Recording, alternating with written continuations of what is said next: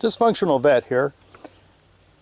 This log that I've moved, that I was just telling you about in a previous video, description below, I have this chain on here, and what this chain does is it keeps the log from rolling off while I'm picking up and swinging the other end.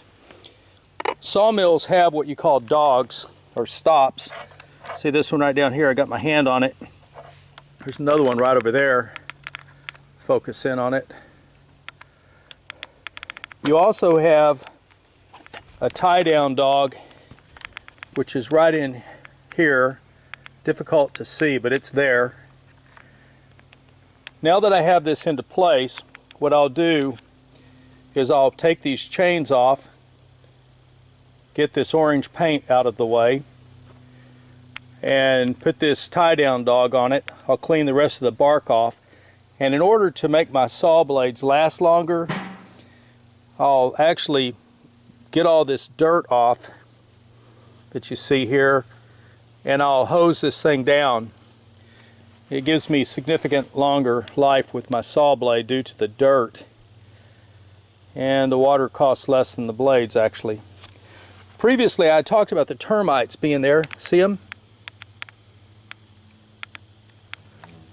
But that's not a significant issue. That damage is nothing compared to what I can get out of this. And I'll film this as I go through and you'll be able to see what I'm doing. Using that small framing square, I hope this is coming up where you can see it. Yeah, see the pencil lines? Those are my cuts, and then everything that's inside there, which is about 10 inches, I'll be able to get 2x4s out of. So I'll get 5 levels of 2x4s. So let's make that happen. Okay, here's a second pass. The first cut was a little bit less than what I wanted, and so I cut it down just a ½ inch further, and everything looks good. So I'm going to get a tripod and I'm going to show you how I'm turning this, and we'll set up for the next cut. I'm just about to turn the log, and let's say that this was the log and the top surface is what I just cut. When I rotate this thing, I'm going to have to rotate it against the stops like this, so that I'll have, when I cut the top of it, a flat surface, 2 angles that are 90 degrees. So you saw that I had drawn a square on the log, but I'm going to have to rotate it to the left.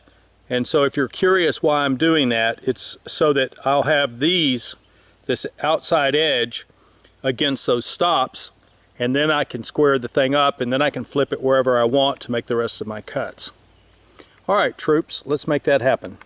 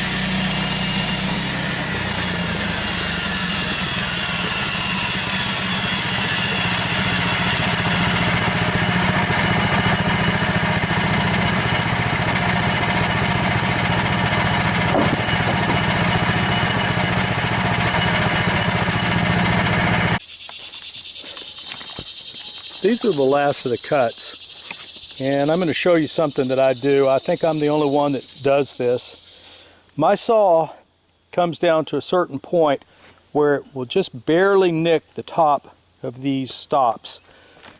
So what I do when I'm cutting down to the very bottom of boards, and I wanted 2x4s, these are 1.5 inches, you know, the nominal 2x4. I start stacking the boards that I've cut to the bottom, and I raise my dogs in order to catch right against the edge to hold the board when the saw is going by. So I'm able to cut with almost no loss of board feet. Now I've got this little 1/2 inch piece right here. Nothing wrong with that. I can use it for something. But that's a trick that might help you, is just to take your board, slide it to the side, run your saw back, slide it underneath, and then just cut. And then when you're getting down to the last cut, where you're worried about hitting your dog, then go ahead and raise up with another board underneath to get that last cut. And then you get these uniform cuts that you see right here. These are nice, beautiful boards. I'll be cutting them into 2x4s in just a few moments, and we'll continue on with that, troops.